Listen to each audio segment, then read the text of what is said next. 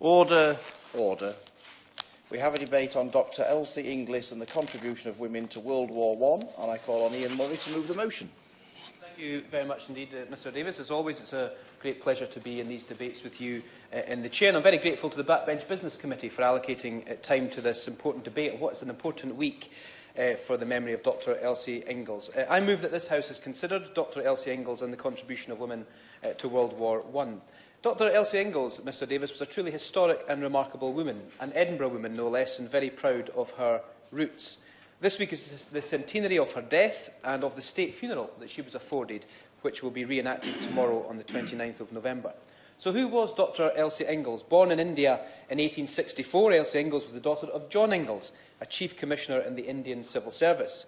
She studied medicine at Dr Sophia Jex-Blake's newly opened Edinburgh School of Medicine for Women and was one of the very first women in Scotland to finish higher education, although she was not allowed to graduate. She then went on to complete her training under Sir William McEwen at the Glasgow Royal Infirmary. The now famous exultation, "My good lady, go home and sit still," was the response Dr Elsie Inglis received when she asked the War Office if female doctors and surgeons could serve in frontline hospitals in World War I. Indeed, at that time, and for many years to come, this was to be the attitude women were faced with when making vital contributions to society. Despite attempts to repress her efforts and the efforts of many of other women to contribute, Elsie did not, in the words of that exultation, sit still. Instead, she persevered. She set up the Scottish Women's Hospitals, all-female units which played a vital role in supporting Britain's allies, the French, the Belgians, and in particular the Serbs.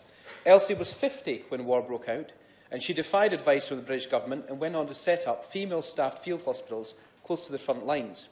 Inglis travelled to France within 3 months of the outbreak of war, with the Abbé de Roumont Hospital containing some 200 beds in place by the end of 1914.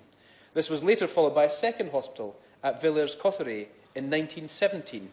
Tens of thousands were helped by hospitals she set up in France, Serbia, Ukraine and Romania, acting with the support of the French and Serbian governments. Prior to this, she was a strong advocate for women's rights and a leading member of the suffragette movement in Scotland. Playing a notable role in the establishment of the Scottish Women's Suffragette Federation in 1906, she fought energetically against prejudice and for social and political emancipation of women, and had already made a huge impact in Edinburgh by working in some of the poorest parts of the city with women and babies who were desperate for help and in need. Selflessly, she often waived the fees of patients who could not afford to pay. Politically, she was a staunch campaigner for votes for women, and it was her involvement in the suffragette movement that prompted her to raise money to send out female doctors, nurses, orderlies and drivers to the front line. Of some of her many great achievements, she set up 14 hospitals over the course of the war, staffed by 1,500 Scottish women, all volunteers. Most notably, Elsie raised the equivalent of £53 million in today's money to fund greatly needed medical care for those on the front line. Her efforts reached across the waters on another level, attracting volunteers from New Zealand, Australia and Canada. I'm sure everyone would agree with me this shows fierce independence and capability from women who were well ahead of their time. I'm happy to give way. I thank the member for giving way and congratulate him on this, not just timely debate, but a debate that he has timed to coincide with the anniversary that he has alluded to. Would he agree with me that this type of discussion, debate and acknowledgement is very significant given the issues that he is raising? For example, there are so many voluntary detachments of women in the First World War from all across the UK, including Scotland and Northern Ireland, that we've got not just to pay tribute to, but to ensure that future generations never forget the contributions they made.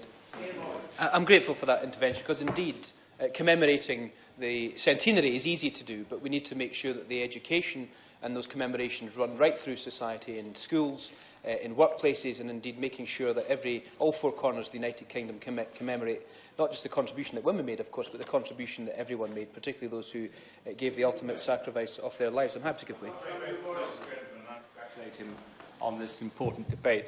Would you agree with me that one of the lessons that needs to be learned is not necessarily the extraordinary contribution that women made during the course of the Great War and the social strides that were made by women in that time, but what then happened during the peace, because it is certainly the case that many of those advances then retreated in the immediate post-war era into the 1920s, and women in many ways were set back to where they were in 1914. And as we approach the end of the centenary of the Great War, perhaps we need to then give some thought to what happened shortly thereafter.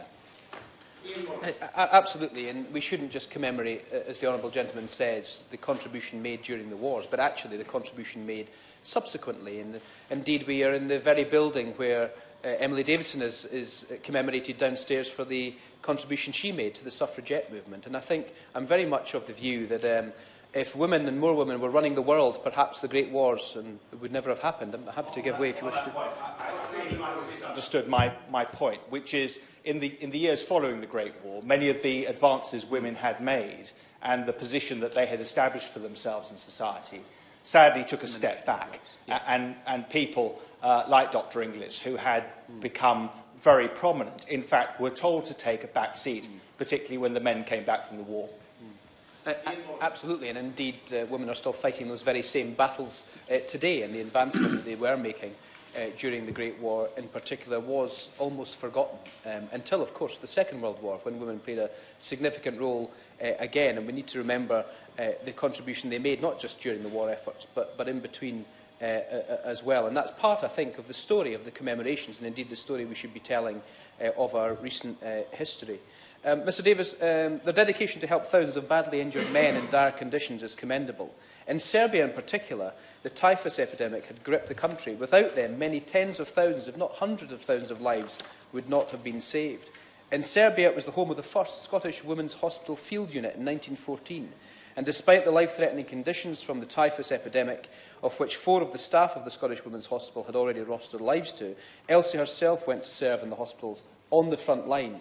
Sent out to look after 300 beds, Elsie and her team were in fact faced with 550 beds filled with injured and ill soldiers. With a deep lack of sanitation in the overcrowded hospitals, Elsie faced the Serbian officials and firmly refused to endanger the lives of both patients and nurses by this overcrowding. A true heroine, Elsie went from negotiating with the Serbian officials to finding innovative ways to deal with the overflow of patients at the hospital without a second thought for her own safety and that of her friends. Even after the beginning of the Great Retreat, in which Serbia was invaded by the Austrian army, Elsie and many of her volunteers refused to give up. Again, she defied demands from the British government to return home. Despite finding out she had cancer, let me just repeat that she had cancer as well, she set up 2 more field hospitals. In 1915, she was captured and repatriated, but still she would not rest until Serbian soldiers were guaranteed safe passage out of Serbia. Once the safe passage had been granted and the soldiers arrived in Newcastle, Elsie battled through her own pain and her own illness to greet the Serbian soldiers. Sadly, she then passed away on the 26th of November 1917. It has been said that Dr Elsie Inglis made Florence Nightingale look like a part-time care assistant.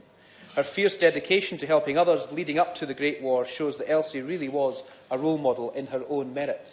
I am pleased that my constituents in Edinburgh and those in the rest of Scotland have such an outstanding figure to look up to and aspire to. Elsie broke down barriers and proved time and time again that women will always be an integral part of society. She continuously praised the work carried out by her many volunteers, refusing to think of her effort as any greater than theirs. Elsie never asked them to do something that she would not be willing to do herself. She took part in the most menial tasks and always worked as part of the unit. It is her humbleness to great things she achieved that is why I feel so strongly about remembering her legacy and giving her and other women who contributed to World War I the recognition and commendation that they deserve. We should commemorate and celebrate her life and work. On the 29th of November 1917, Elsie Inglis was buried in Edinburgh following a state funeral at St Giles Cathedral, with the flags of Great Britain and Serbia placed on her coffin, the lilies of France around her, and the torn banners of Scotland's history hung over her head. She was later awarded high honours by France, Russia and Serbia. Indeed, in Serbia, Dr Inglis and her colleagues had regarded as heroes and saints. There are 17 statues to Dr Elsie Inglis in Serbia alone. The UK should properly recognise Dr Inglis and other unacknowledged British heroines who set up the Scottish Women's Hospitals during the First World War. And to mark the centenary of her death in this very year, I am pleased that Edinburgh councillors decided to name a street after her, and the Edinburgh Evening News is running a fundraising campaign to have a statue of Elsie erected in her beloved Edinburgh. The Scottish Women's Hospital Trust, led by my constituent Ian McFarlane and his trustees, aim to work with the Serbian government and the Edinburgh Evening News to get the funds to build this well-deserved and much overdue monument. A private ceremony was held by her grave on Sunday to mark the centenary of her death. And as a mark of her growing reputation, a commemoration will also take place at St Giles Cathedral tomorrow, the same day as her state funeral 100 years ago. But what about the countless other women who poured compassion and dedication to save their lives during the Great War? November 2017 also marks the centenary of the foundation of the Women's Royal Naval Service. The Royal Navy became the first of the 3 services to officially recruit women. Expansion of the wartime Navy saw the Wrens take on tasks that the Royal Navy had previously considered beyond women's capabilities. The contribution of women in war continued to go from strength to strength, with many Wrens being involved in planning naval operations, including the D-Day landings in June 1944. And indeed, in December 1941, the government passed the National Service Act, which allowed the conscription of women into war and other armed forces. In 1944 alone, there were 74,000 women doing over 200 different jobs. 303 of these courageous Wrens were killed on wartime service, and we should pay tribute to them and all of their efforts. On the 7th of July 1917, the Women's Army Auxiliary Corps became the British Army's first all-female unit.